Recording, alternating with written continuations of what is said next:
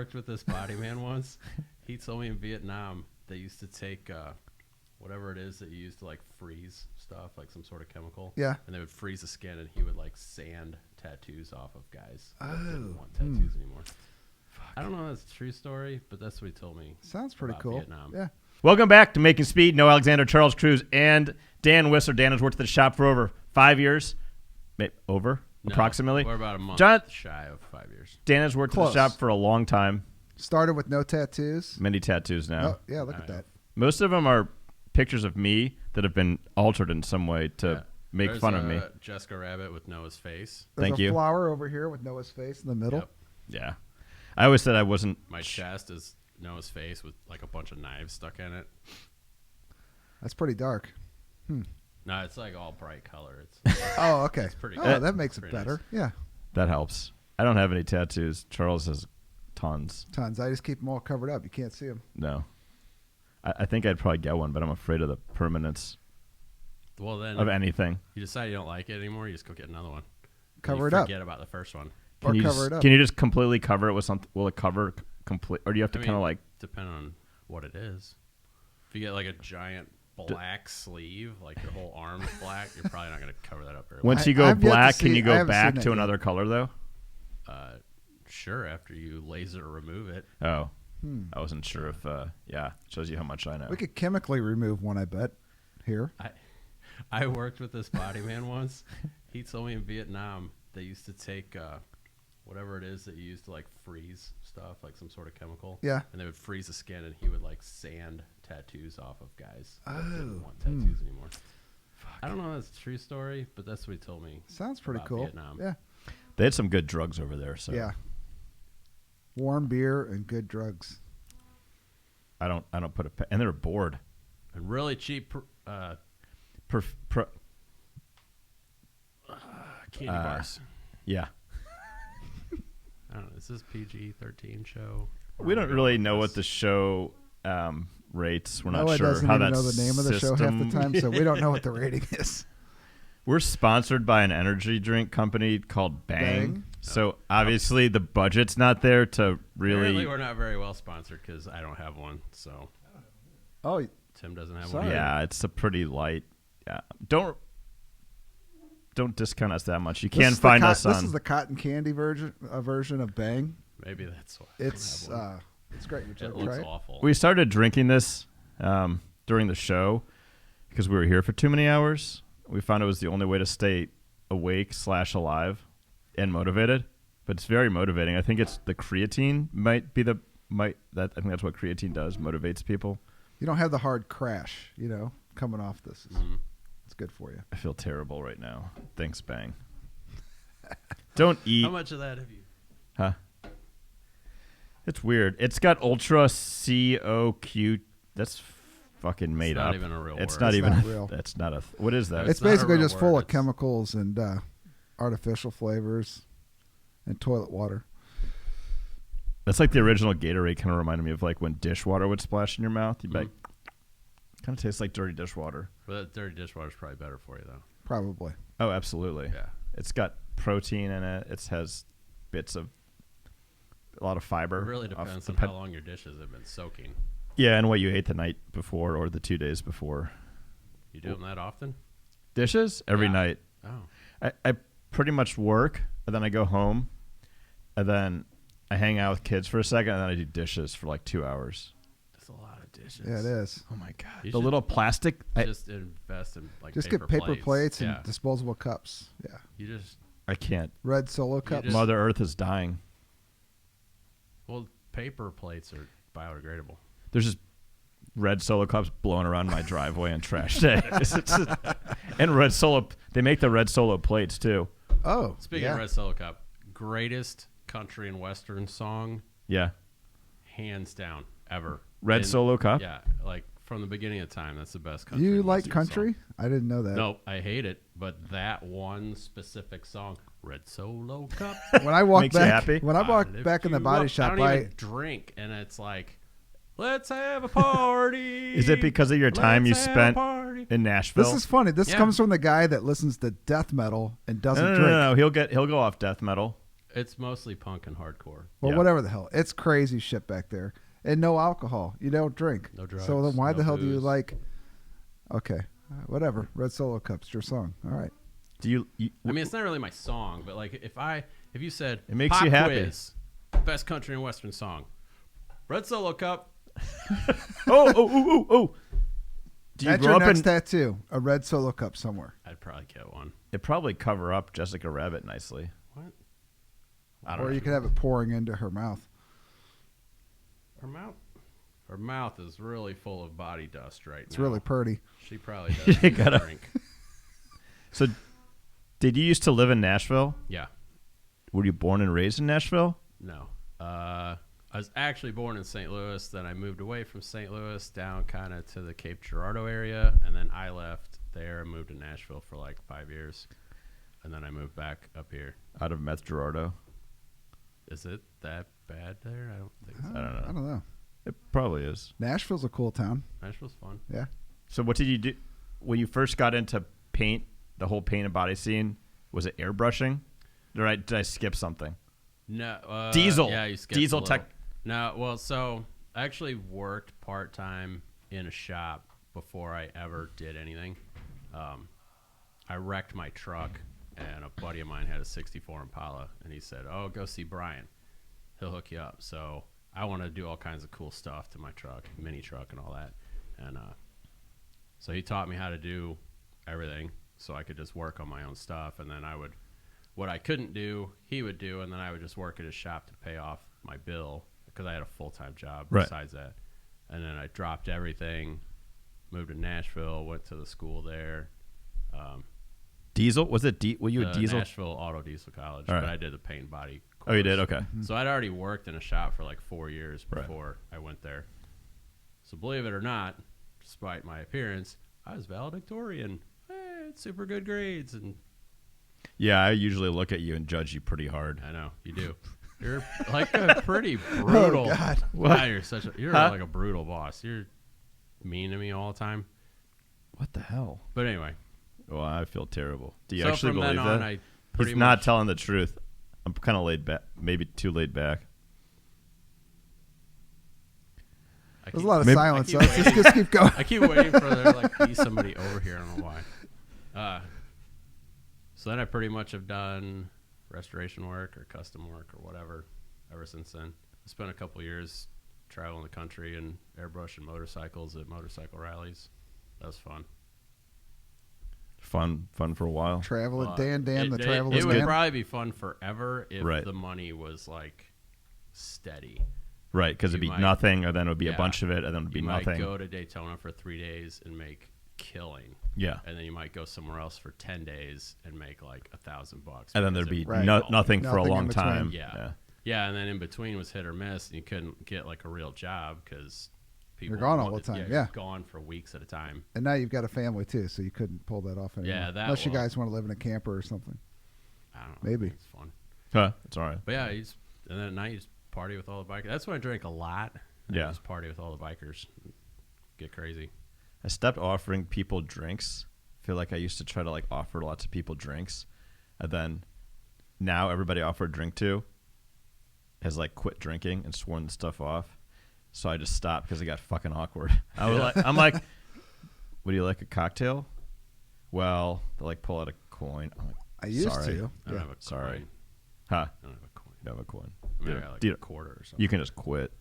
Also, Quit what? quit drinking. Oh, right.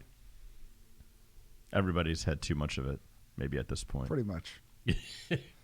I think you got to quit, like in your early 30s, lay off a little bit. But then when you're like 50, you go to fuck it land and you're like, I think well, your life's almost Yeah. over, so you just I'm kind gonna of go start off the deep drinking end. That's again. what I have to That's look forward to.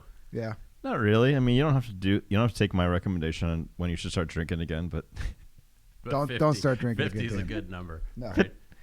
Don't do it. you don't want to come. You don't want to bring Party Boy back out. I know you and like everyone else wants to bring Party Boy back out. I mean, I like, don't. I've got a little cocktail have- no, cart that I I have- meet you at your truck with every day to try to get you. Just hey, you wanna? I was maybe. already sober when I met you, so you I didn't know. really know me. Nope. You told me some pre-drinking. You told me some stories though. Yeah. Would you like to share any like best stories? Don't hold back. I'll share a good story with you, but I want to hear your story okay, first. this one's kind of funny. I don't have any good stories. So I was out drinking, and I woke up on my front porch. It was about 6 a.m. I had no clue where I was even at, and I turned around and I looked. I'm like, oh hey, this is my house. Awesome, I made it home. Cool. So I didn't have a shirt on, which is pretty normal.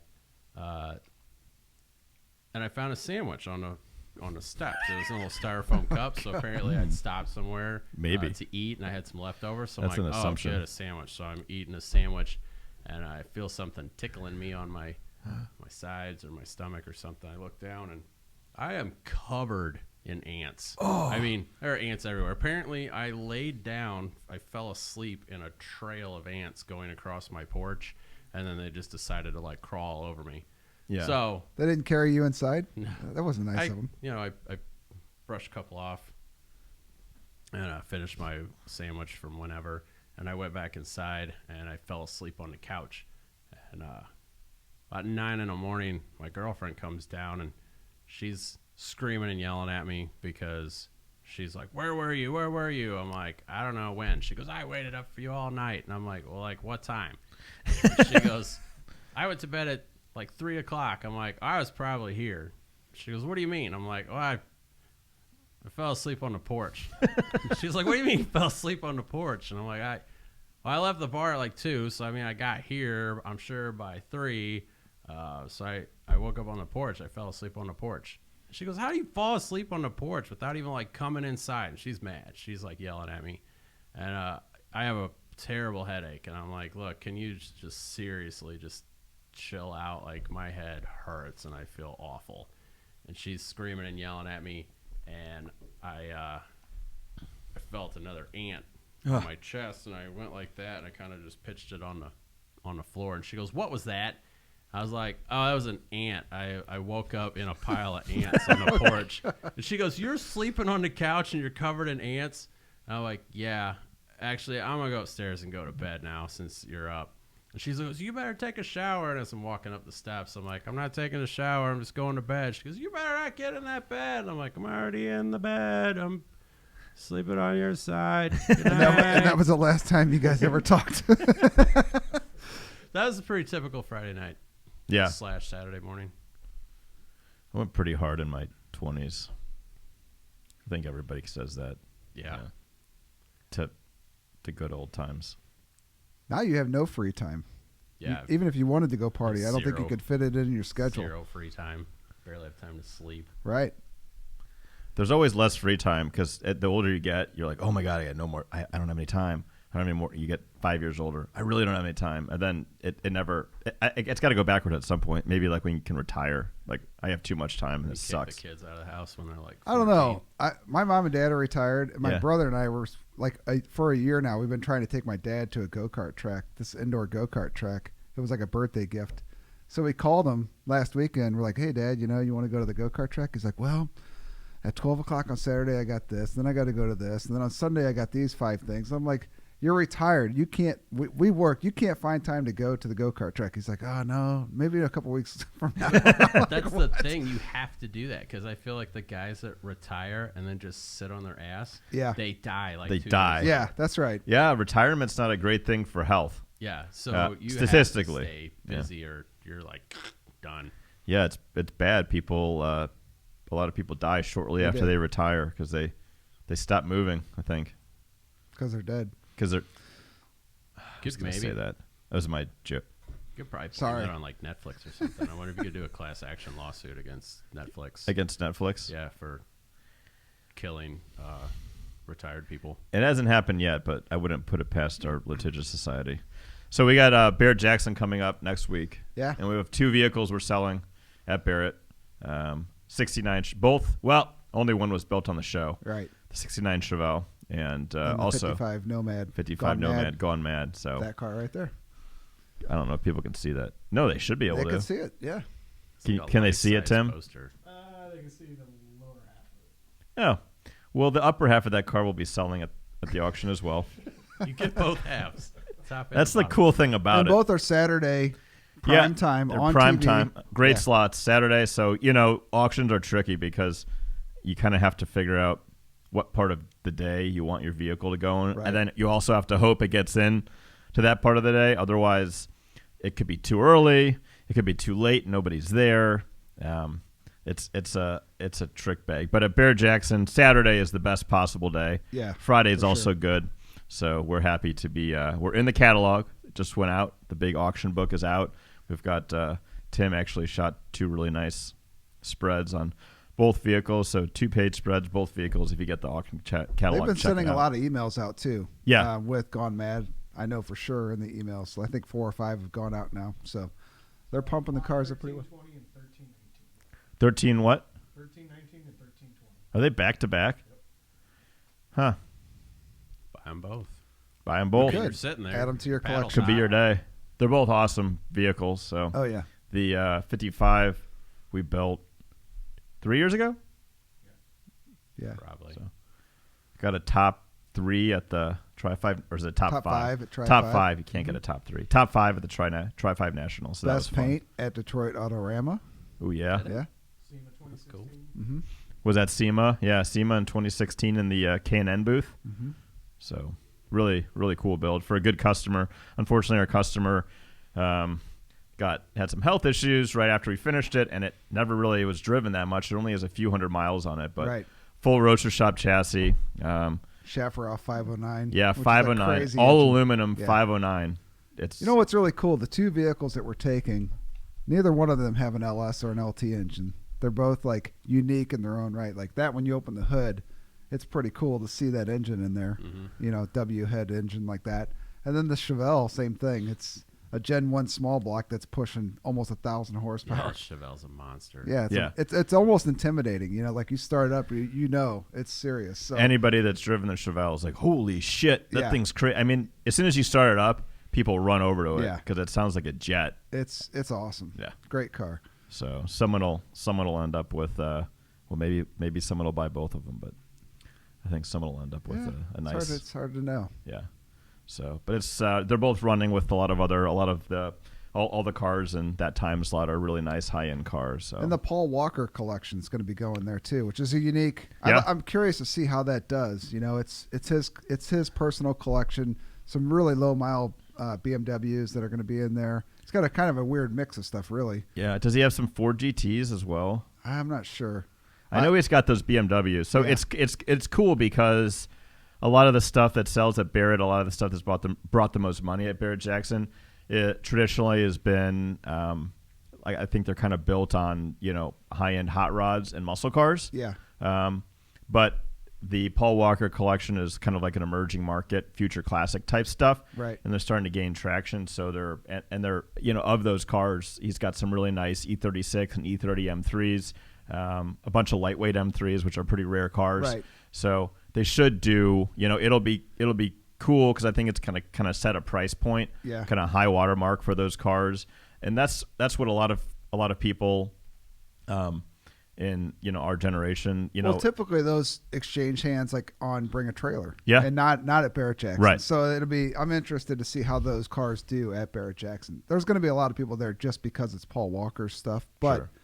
I think there's still a big demand and a growing demand for those kind of cars. Oh yeah, it'll be kind of cool. So I'm excited to see those roll. Mm-hmm. Dan buys a lot of stuff at auctions, I bought a lot of stuff. like every weekend. Nah, not every weekend. We don't know where you keep it. Dave, who was on the show, he was our first guest and our worst guest, but he was he was like the great Dave Hope. But not Dave. Nothing against you, man. It's He just, came in all It's just- tamed down and quiet. he and is that's so not he's Dave. so wild. We he had was to gonna. pad his office. That's how wound up that guy. So he is currently selling used parts out of his van. a graveyard. I'm in that spot too. Okay. I have What is it? I have 5 locations now that I have stuff in. So is Yeah. it? Do you find that it's better to have all the locations because you just get really good deals on those random locations? Pretty much. I've managed to keep my overhead pretty low because all the locations I get are pretty inexpensive. Yeah. I'm in an old brewery. I've got a spot in a graveyard, like an old maintenance building in a graveyard. Do you like to go? I don't like hanging out at graveyards at night. I mean, you don't have to hang out in the graveyard. You can just hang out and look at all my cool stuff. With Yeah. all the other ghosts. Shut the doors. The- You don't the- even know where you're at. I've seen the picture. Well, is it at Bates and Morgan Ford, which is Saint Concordia Cemetery. That's an old cemetery. Concordia, not Saint Matthews. I don't think it's Saint anything. Huh. So I don't So know. you've got five locations. Yeah. All in, pretty much I'm about 3,500 square feet of storage space. right. That's not totally full, but pretty full. And you primarily deal in 30s and 40s. Deal mainly 30s, 40s, 50s. I got a little bit of 60s stuff, but I don't really look for it. Yeah. Falls into your The lap. muscle car Yeah. era kind of loses me. And I've got some like pre-30s stuff. I got some stuff from the teens and 20s, but not a whole lot. So do you ever buy stuff where you think it might be worth something, but you're not actually sure what it is until you researched it? Oh yeah, Strange, I like gamble on stuff all the time. right, If and then I you have to try to not figure out seen it before, right. I'll It might be a totally good gamble bet. on it. Yeah. What's the most unique part you've ever bought that kind of fell into your lap that you didn't even know was really cool until you started researching it? Oh, I don't know. Some of that stuff you could tell, like kind of more or less what it is. I've got some. I think they're Mercedes headlights from the teens. Oh yeah, They're I've on seen this those. pedestal, kind of a Y-shaped pedestal, and they swivel up and down. I've got a Cadillac, a brass era Cadillac grill, and a hood from like 1907 or 1909. And the hood is like a tank. It's seriously like 1/8-inch plate, really. and then it has a border that goes around it. That's it's all riveted on. Like it's legit. I remember a story though you told me one time about some part you put on eBay, and you didn't know really what it was, and then people started. What was that? That was so I bought a whole barn out of over in Illinois. It was about 4 hours away, and it took me 7 trips to get it all back. So that's an 8-hour round trip. And there was this old guy in town that would come out every time I'd be out there, and he'd buy some little trinkets and stuff. And it was just mostly Model A and Model T stuff. And there's like some handfuls of antiques and just like other various knickknacks, but I bought everything in the whole barn. And so he would tell me what stuff was if I didn't know what it was. In return, I sold him his little trinkets for like pretty cheap. And he's like, "You're kind of like giving this stuff to me." I'm like, "Yeah, I know, but like you're giving me information. Like this dude knew everything." And I'm like, "You're giving me a lot of information." Right. So I had this piece. It was like 2 springs. They kind of started down, they went up, they curled around, they went back up, and they crossed. And it was on this little ratcheting mechanism. Had a patent date of like 1886 or something like that. And I'm looking at this. I'm like, man, I have no idea what this is. I'm going to wait for this guy. I think his name was Chet. I'm going to wait for Chet to show up.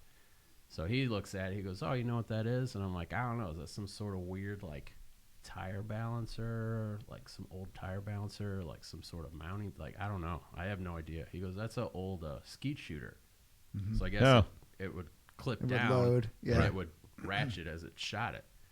So I brought it home, and I looked for weeks trying to find something that even resembled this thing. I couldn't find anything anywhere close to it. Right. It did, like the ratchet didn't work, none of that stuff, and I was too scared to try to push the springs down. Like it had been rusted. Yeah. It wasn't terrible, but like it's 130 years old or something like that. Right. So I thought, all right, well, whatever. I'm just gonna throw it on eBay. So I put it on eBay with an opening bid of like $250, and I put every tag word I could think of. $2.50 or like $250. $250. Okay. I thought if I can't get $250 out of this, I'm just gonna keep it and put it on a shelf. Like, it's cool.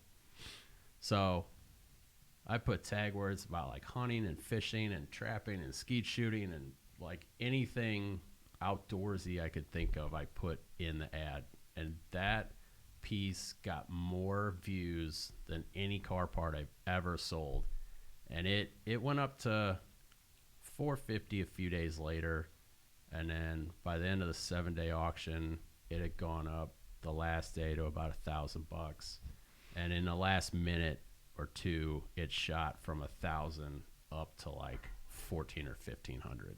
I mean, my phone was just going ching, ching, ching, ching, ching. Like, Isn't that weird that there's people that nonstop. know that? How are even they? knew Who what is it looking? I wonder who is looking for that. You never know. It's always this stuff like, because I put lots of random stuff on eBay Yeah. before, and it's always the stuff you're like, man, is anyone gonna be able to find this? But that's the thing. If that guy, Chet, had not told me what that was, I'd have never in 1,000 years figured it out. And it would just be some piece of crap sitting on a shelf in one of my storage places. That's wild. You probably ship I ship. 10 packages a day. Oh, yeah. Yeah, there's days I'll sell 10, like weekends especially, like between Friday, Saturday, and Sunday. I might have 30 or 40 things I sell. Holy shit! So you leave here and you just go home Pushing and 150,000 in sales a year. it's a lot of parts. Yeah, Yeah, that's a lot of shit. it's a hustle though. You're Yeah, I you're mean- traveling. Yeah, you're- right. I It mean, doesn't you're- come easy either. No, You're working I hard. leave here, I go home, I work for about 2 hours or so. The kids get home, play with them, give them baths, put them to bed, and then I'm back in the basement at 9 o'clock, and I usually work till about midnight, sometimes 1, depending on what I'm doing. And then I'm back here at 7 in the morning. Now weekends I'm out trying to find stuff, and Right. Good margins. yeah, better than car. I mean, I buy and sell like some barn find type cars too. But you, But I know, yeah. I know you've told me before you bought like a bunch of like wiper motors, like a pallet. You Oh, yeah. probably come across stuff that most people aren't going to want to buy because Well, it takes time to sort yeah, through all that, right. figure out what it is, and sell it. Yeah, and everybody wants to sell 32 grill shells because Sure. they're flashy and they're cool and they're Right. expensive. But, you know, everybody knows more or less what a 32 Yeah, there's grill a shell's value worth. there. Yeah, So you're not getting great deals on them. right.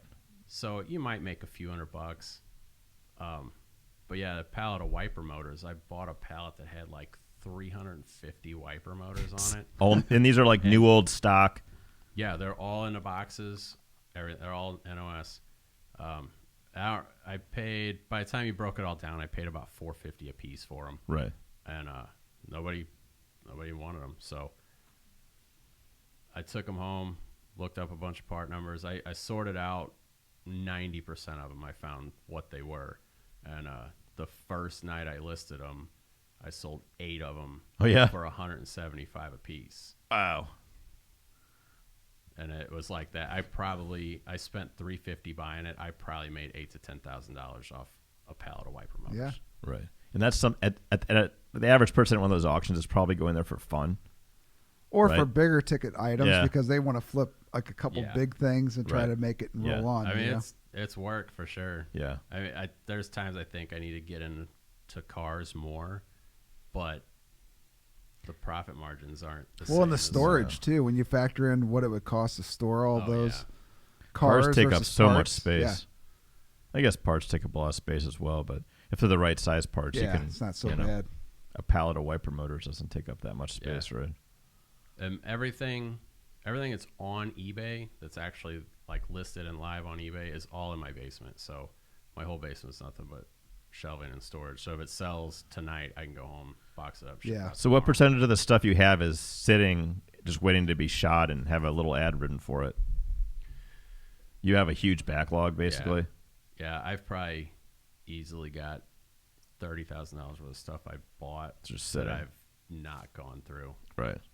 and that's what I paid for it. So depending on what my profit is, I mean, it might be 60 to 90. Well, I know when we were filming, you were like you stopped buying stuff basically because No, I kept trying to buy. It's harder while we were filming. yeah, Because to get out to do it, but I know there was a few times I was like, dude, I'm not working this weekend. Like this, I a found big something auction, that's too yeah, big of a right, yeah. deal. So I was still buying, but I wasn't able to sit down and list anything. So I've got a big backlog from that, and my name's kind of got out to where I got people calling me up quite a bit that are trying like, to sell you it, lots of things or whatever. Unfortunately, most of the stuff I buy is because somebody passed. Yeah. Like, there's a few people that just want to clean out their garage or Right. whatever, but like the majority of the stuff I buy is because like somebody's dad died and they don't know what to do with it, and Then they have an auction. so yeah. But I've had a lot of people Call you that. Yeah. call me. I got a guy I've been buying off of all summer that he's got like 2-3 barns full of stuff. Right. And it's more stuff than I can take on at once. So I go out there every 2-3 weeks, spend $4,000 or $5,000, and gives me a couple weeks to go through it. Try to make most of the money back. What were you buying and selling? What was like the first stuff you were buying and selling? Has it So- always been the same, or how has it changed? That's kind of where I'm going with it, from when you started to now. It's changed more or less just because I buy in like such big quantities now. Right. Used to, I mean, I kind of started by the shop I worked at before. Like there'd be cool stuff in the dumpster. Like they're just throwing it away. It's trash. Right. So I'd take a couple things home and sell it. And then I had like some leftover parts from some projects and I'd sell that. And I had a little money. So I'd find stuff on Craigslist and be like, ooh, I think I can sell that for more money on eBay than this guy's selling it Right. for on Craigslist. And it just kind of snowballed a little bit. But I remember when I'd spend $700 and I'd have to like race home to try to get the stuff sold as fast as possible because that was like all the money I had. Right. I mean, when I started this, I was broke. Like, well, even when I started doing this, I was actually homeless when I moved to St. Louis. I lived in my truck. So, Is that between St. Louis and Nashville? yeah, at a brief time, I left Nashville before I came to St. Louis, and things didn't work out in my favor. So I wound up living in my truck for a couple months. But, you know, the $700, I'd have to make my money back like right now Right. because I spent everything I had. Right. And So lower now- lower margin. Yeah. Yeah, lower margins, and there's better stuff to buy. I just didn't have the money for it, and it just kind of snowballed and snowballed and snowballed and snowballed to where now if I don't spend $3 or $4 grand or more, like I feel like I didn't buy anything. Right. Yeah. Like it's not worth it. I mean, like that barn I bought over in Illinois, that was like $16,000. Right. That month I spent like $25,000. Right. It's amazing how many of those collections of parts are still out there, though. You know, just sitting around. You don't know they're Yeah. there. You're driving through rural areas, through the Midwest, and there's just And every time tons I of that think, stuff. man, I will never find a collection of stuff like this big, and Something this else awesome. bigger pop. Yeah. A year later, it's like, holy shit, where did this come Right. from? That time I went to Georgia for 3 days, like that guy he had all kinds of early Ford parts, and like some of that stuff I wound up with a new old stock 37 Ford grill. Where are you gonna find one of those? Right. Nowhere. Yeah. That was another one I put on eBay with kind of a low opening bid, and I just thought, well, I'll see where it goes. Just kind of gamble with it, and it shot up over like $3,000. Right. Yeah, because you're never going to. And there's not a 37 Ford grill out there that's worth $3,000, but this one, It New was old perfect. stock. It was brand new, right? yeah, it was brand new. Still had the black paint on it. Still had the part number, like wax penciled on the inside, and you could tell like every single bolt hole was perfectly crisp. Like it had never had a bolt in it. Well, it's kind of what's interesting to me is automotive markets and parts markets. Stuff's not popular forever. It's as popular as it's popular during the lifespan of the people that are really interested in it. But you're doing the stuff that you buy and sell is from an era and like a generation of people that's passing away, and they're not building collection of this stuff, but you still take it and buy it and sell it and do well with it. So it's like by taking it from, and when they sold it at those auctions, I think that's the best way to sell something like that for some. They have an auction, they advertise it, people follow those auctions, they come out and do well, but you're able to go from there or whoever you buy stuff from and then take it out and put it by putting it on a worldwide market. There's still a lot of people looking for this stuff, and I think one of the reasons it's so a lot. If it's truly a nice part, it's really rare. Especially like the NOS grill. Oh, man. Chances are the guy that bought that just hung it on his wall. Maybe it went to California. It's hard to say, but like some of that stuff, there's guys that they've got a 37 Ford. They're like, man, if I ever wreck it, I need a spare. So there's people that do that kind of stuff all the time. They're trying to find a nice part that can replace something on their car if something happens. Or you'll notice people. I read everybody's eBay usernames. Some of the eBay usernames are pretty funny, but every once in a while you'll catch somebody that you know is like a legit car builder, like you know who they are. Right. Like I had the Old Crow Speed Shop bought some stuff off of me a while back through eBay, and it was just like little trinkets. It wasn't anything real expensive, nothing that was like real elaborate. Like one thing was an old license plate bracket, but it had this weird kind of diamond shape in the middle of it. And I thought, oh crap, I either sold that like way too cheap, or like that's something special. Like if those guys are buying it, like it's probably something I didn't know about. I think I even posted a picture on Instagram, and they had commented. They're like, it's not that big of a deal. We just thought it was a cool looking license plate bracket. Yeah. They build like pretty cool stuff. So moving forward, what do you think you'll end up doing? Are you going to stay in 30s, 40s, 50s, or do you think the market will push you into I imagine muscle cars? I'm going to have to probably get into the muscle car era just because, guys that are our age, 40s, 50s, whatever, like that's, I think, more what they're into. I think as the previous generation is kind of dying off, like the interest in some of the 30s and 40s cars is dying off with them. Now there is like a big subculture of guys that are building very traditional 30s and 40s cars. That and overseas too. Like Japan. I know over in Europe, there's a lot of guys that are really into, classic like 30s and 40s American cars. So I think like that, it's almost like they're 30 or 40 years behind our trends here in a way. I mean, they're still like just now kind of getting into those cars. So I sent a lot of stuff to Australia and Brazil. Yeah. Oh yeah. Yeah. As far as like overseas countries, I probably like those are the two that probably pop up the most. There's a lot of stuff goes to Europe, but South America, Brazil is like the big one, and then Australia. There's always guys buying out of Australia. Yeah. Which Big is car culture. What about New Zealand? insane.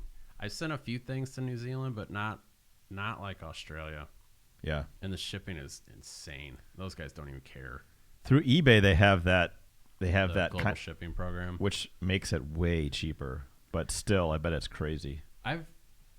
It's cheaper for me and much easier for me. I don't know if it's cheaper for them or not, because I've had some people ask what the price would actually be if I just shipped it direct. Right. Most people just go along with the global shipping program, Right. but Streamlined. Yeah. Interesting. We used to sell a lot of cars. It depends. The value of the dollar weighs into it a lot, but we started buying and selling cars in 2006. So the market was still pretty strong here, but starting to destabilize. And once the dollar got all whacked out, then 60% of the cars that we sold overseas. It was really weird. And then since then it's come back, and we don't sell a whole lot of stuff overseas right now. Mainly like North America, stuff will go to Canada. And then Australia became, although you could ship a part to Australia really easily, they cracked down on all their custom car laws. So stuff and the asbestos. Now there's the asbestos law too, where if a car comes in, they have to test it for any kind of asbestos. So they're looking at brakes and headliners, and there's some bad stories about them tearing apart cars looking for asbestos. One of the things about, and I never realized this until we started shipping stuff overseas, and we met a lot of international customers, and people in the U.S. don't ever think about this because they just don't have to deal with it. But we have really, really loose laws on what can be driven on the street. So, you can have pretty much limitless horsepower if it's in a classic vehicle. Or fenderless cars. Like like in Canada, I know in Canada you have to have fenders on your car, so you can't run a highboy. didn't the Model A go to Canada? I don't know how it works, but I'm just telling you like what I've been told by multiple people, and every country is like that, it seems like, except for us. Like height laws, you can't lower stuff really that low. I mean, a little bit, but nothing crazy. Yeah. Or alter suspensions, or if you alter the frame, they'll have to inspect it. So it's good for us in the custom car industry because it's pretty much limitless in terms of what you can do. The one area where it's not that, when you see that piece of garbage car driving down the road, that you're like, that thing is going to kill somebody. Right. I think that's an area where, in other countries cars can't have rust. Yeah. Mechanically, they have to be much better than they are in the U.S. I mean, our safety inspection in Missouri isn't that, I think they pull one wheel, check one brake. It's not that crazy. But the cool thing is, I think for us is we can. There's other states that don't do safety inspections. Right. I mean, we've even backed off on emissions, and now it's only OBD2 in Missouri. They used to have the sniffer station and different kind of deal. But the coolest thing for us is you really can kind of build whatever you want and run it on the street, as long as it has like lights, blinkers, wipers, maybe. No, not necessarily wipers. Yeah, really. But I don't think that even early cars have to have blinkers, because if they No. didn't come, It depends on equipped if with it came with it or Yeah, not. if it wasn't equipped with it from the manufacturer, like the original manufacturer, then Yeah. But we get people through the shop every once in a while from, that are kind of, maybe saw the show or just kind of followed us on social media. They stopped through from other countries, and we had these guys, the last people that I gave a tour to, they were from Italy, and they were like, oh this is crazy. We can't do anything like this over here. We can't even buy cars that are made in Italy for, like we have to. It's weird. They were talking about motorcycle stuff too, like Ducati.